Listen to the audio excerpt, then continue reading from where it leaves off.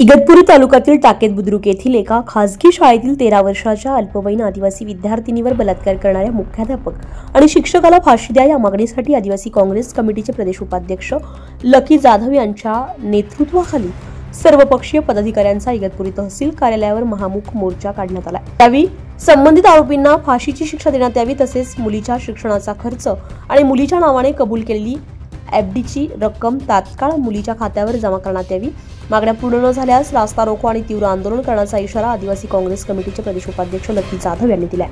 ज्या दिवशी ही काळीमा फासणारी घटना घडली त्या घटनेच्या दिवशी पळून जाणाऱ्या 6 शिक्षकांवर निलंबनाची कारवाई करण्यात यावी अशी मागणी ही निवेदनाद्वारे करण्यात आली आहे। या मोर्चामध्ये राष्ट्रीय काँग्रेस, भारतीय जनता पक्ष, शिवसेना, एल्गार, कष्टकरी संघटना, वंचित बहुजन, रिपाई यांच्यासह मोर्चामध्ये पीडित मुलीच्या कुटुंबासहित सर्व आदिवासी संघटना, सकल हिंदू समाज, सर्वपक्षीय सहभागी संघटनेचे पदाधिकारी आणि कार्यकर्ते सहभागी झालेले होते।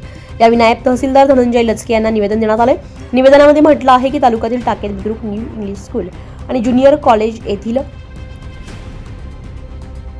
6वी मध्ये शिकत असलेल्या 13 वर्षीय बालिकेवर 7 फेब्रुवारी 2025 रोजी सदर शाळेचे मुख्याध्यापक तुकाराम साबळे या नराधमानं बालिकेवर अमानवीय अत्याचार केला असून त्याला यासाठी शिक्षक गोरक्षनाथ जोशी यानं मदत केली आहे। संबंधित आरोपी घोटी पोलीस ठाणे येथे अटक जरी असले तरी या घटनेमध्ये इतरही आरोपी किंवा अशा अनेक घटना सदर शाळेमध्ये घडलेल्या असू शकतात।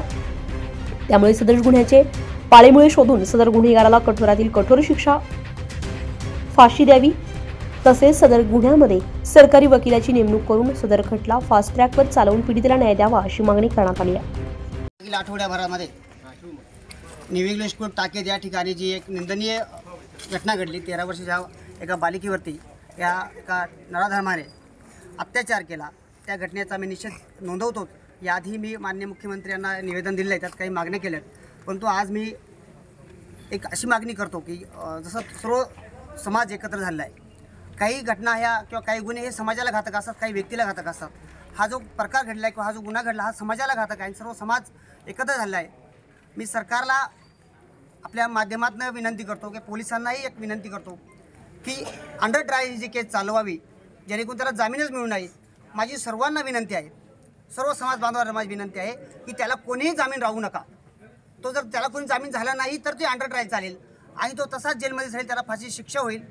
अन्याय हो शेजारी या दुनियेच्या बाजारी, अन्याय हो शेजारी या दुनियेच्या बाजारी, धावून तिथे जाऊ स्वातंत्र्याचा मंत्र गाऊ। मी सर्व समाज बांधवाचे आभार यासाठी मानतो की आदिवासी मुलीवरती अत्याचार झाला, सर्व समाज बांधव उतरला रस्त्यावरती। आपण असेच उतरलो नाही तर हे अत्याचाराचे प्रकार घडत राहतील आणि आपल्या ज्या मुली आहेत, छोट्या छोट्या मुली आहेत, मला अशी काही माहिती मिळालेली आहे, पण तुम्ही ती माहिती आता जाहीर करू शकत नाही की असेही काही प्रकार नक्की असे काही प्रकार त्या शाळेमध्ये आधीही घडलेले आहेत।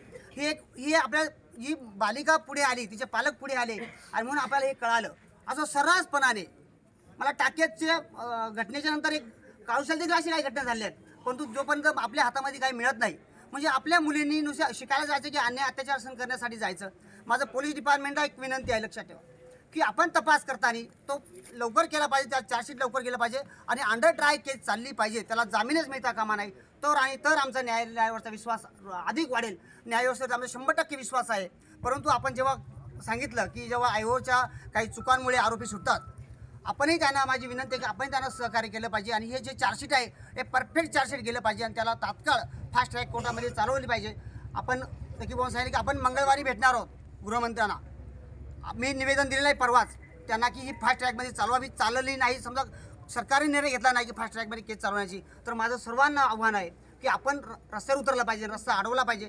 जोपर्यंत आपण उतरत नाही, लक्षात ठेवा SM जोशींचं एक म्हणणं आहे की आपलं म्हणणं केवळ सत्य असून भागत नाही, त्यामागे सामर्थ्य उभं केलं पाहिजे। आज या पीडित बालिकेच्या सोबत आपण ताकद उभी केलेली आहे, ती ताकद अशीच आपण कायम ठेवूया आणि या नराधमाला फाशीची शिक्षा झालीच पाहिजे। ते न्यायालयाचं काम आहे याची कल्पना आहे आम्हाला, परंतु गृह विभागाने यात दक्षता घेऊन ही केस फास्ट ट्रॅकमध्ये चालून या एका वर्षाच्या आत त्याचा निकाल लावावा आणि या नराधमाला फाशी शिक्षा द्यावी अशी मागणी मी करतो। संस्थेला ही काळीमा फासणारी अतिशय निंदनीय कलंकदायक घटना घडलेली आहे आणि आम्ही पहिलेच निवेदन दिलेलं आहे की फास्ट ट्रॅकमध्ये कोर्टात ही केस चालून आरोपीला फाशीचीच शिक्षा झाली पाहिजे। त्याच्यामुळे पुन्हा गुन्हा घडतानाच होणार नाही। विचार करेल तीनदा की आपण हात लावावा की नाही। आपल्या नातीच्या वयाच्या मुलीवर इतका घृणास्पद प्रकार केलेला आहे, त्याला कोणतीही माफी न देता लवकरात लवकर फाशी झाली पाहिजे। नाही तर आम्ही अतिशय आंदोलन वाढून उपोषणाला सुद्धा बसू. आपलं नाव ताई? पल्लवी शिंदे. स्थान अतिशय उच्च ठिकाणी असतं आणि आमच्या एका ग्रामीण भागामध्ये, आदिवासी भागामध्ये जे सर्वसिद्ध टाकेत जी शाळा आहे ती अतिशय नावाजलेली आणि 40 वर्षापासून खऱ्या अर्थाने ज्ञानदानाचं काम ज्या शाळेमध्ये चालू आहे. आम्ही सर्वजण त्या शाळेत शिकलो आहे.